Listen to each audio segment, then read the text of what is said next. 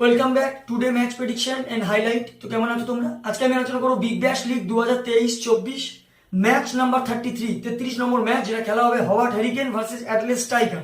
খেলাটা হবে কাল 11 জানুয়ারি 2024 ইন্ডিয়ান টাইমে দুপুর 1:45 PM খেলা। আর যদি আমি অস্ট্রেলিয়ার লোকাল টাইম, খেলা হবার্টে, যেহেতু তাসমানিয়ার লোকাল টাইম, এটা সন্ধ্যে 7:15 PM খেলা। খেলাটা হবে হবার্ট বিলেরাই ওভাল, হবার্টে খেলা।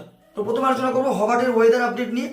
যদি এখানকার ওয়েদার দেখি তো ক্লাউডলি ওয়েদার থাকবে, বাট 0% চান্স রেন হবার। আর তো এখানে নো রেন, রেনের এখানে চান্স নেই। ফুল 20 ওভার খেলা হবে। এই সময় 22 ডিগ্রি থেকে 19 ডিগ্রি সেলসিয়াস যত সময় যাবে, সেলসিয়াস এখানে টেম্পারেচার কমতে থাকবে। আর যদি এখানকার পিচ ক্যালকুলেশন করে দেখি তো এখানে একটা কথা বলবো, হাই স্কোরিং গেম কাল হতে পারে, কিন্তু একটা কথা বলবো, টস জিতে ফার্স্ট ফিল্ডিং নেওয়া দরকার। 170-180 প্লাস যদি হয়ে যায় তো ডিফেন্ডেবল টোটাল হয়ে যাবে। ফার্স্ট ইনিংসে 170-180 করা এই পিচে কোনো ব্যাপার না, রিল্যাক্সে খেলা যায়। সেকেন্ড ইনিংস চাপে হয়ে যায়, পিচ স্লো হয়ে যায়। তো একটা কথা বলবো, টসে জিতে ফার্স্ট ব্যাট করা উচিত। তো হবার্টে যদি আমি প্লেইং 11 দেখি, Caleb Jewell, Ben McDermott wicket keeper, McAllister Wright, Sam Hain, Corey Anderson, Nikhil Chaudhary, Tim David, Chris Jordan, Patrick Dooley, Nathan Ellis captain, Riley মেরেটি।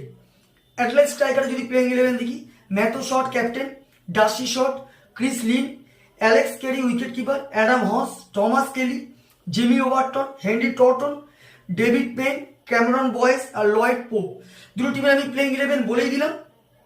Last match যদি পারফর্ম দেখি, হবার্টের হয়ে হবার্ট লাস্ট ম্যাচ লস্ট হয়ে আছে অ্যাডিলেডের কাছে। অ্যাডিলেডের সঙ্গে লাস্ট ম্যাচ দেখা হয়েছে। হবার্টের হয়ে লাস্ট ম্যাচ সব থেকে হাই স্কোর করে Ben McDermott, 95 run, not out. আর যদি বোলিং পারফর্ম দেখি, হবার্টের সব থেকে উইকেট টেকার বল করে ন্যাথান এরিস, 44 রান খাকে 2 উইকেট নেয়, সব থেকে হাইট উইকেট টেকার বল করে।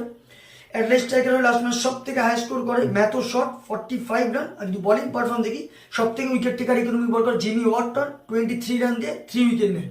যাই হোক, অ্যাটলেস স্ট্রাইকার আর হবার্ট হ্যারিকেন দুটো টিম যদি আমি পার্সেন্টেজ ক্যালকুলেশন করে দেখি, অ্যাজ এ পারফরমেন্স কারেন্ট যদি পারফরমেন্স দেখি, অ্যাডলেট এগিয়ে আছে। 60% আমি অ্যাডলেটকে দেবো, 40% আমি হবার্টকে দেবো। তার উপরে আবার হবার্ট হোম ম্যাচ খেলছে, কন্টিনিউ হার হয়ে যাচ্ছে। সেই দিক থেকে হবার্টের একটা কালকের অ্যাডভান্টেজ আছে।